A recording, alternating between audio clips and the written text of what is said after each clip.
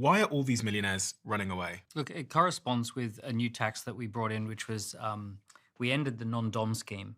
So the non-dom scheme basically said if you're living in the UK, but you've got businesses all over the world, then we only tax you on what you've got in the UK.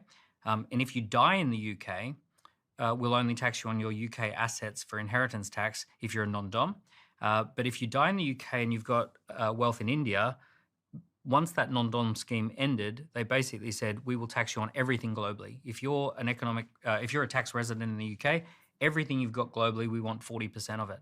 So unfortunately, every wealth manager contacted their clients and said, "You can't stay here. You're going to have to get out." It's gotten really bad. 1,000 people a month are leaving, and in the UK, 1% of people pay 30% of the taxes, 10% of people pay 60% of the taxes.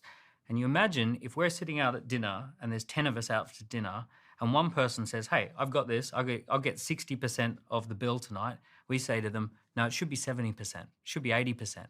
And they say, "You know what, I'll get up and leave." So they leave, everyone else's bill just doubled.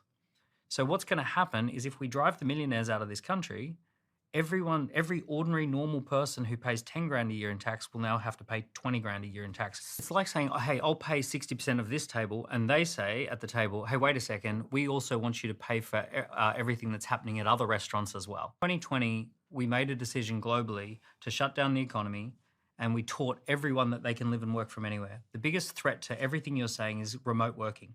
The fact that we can live and work from anywhere. Our grandparents, if their boss owned a company, that company had to physically be in the country and the boss had to physically be in the country. If we look at today, there are plenty of fitness trainers who work for a gym and the owner of that gym is somewhere overseas. Plenty of people work in a restaurant and the owner of the restaurant lives overseas. You can run a business from anywhere in the world right now.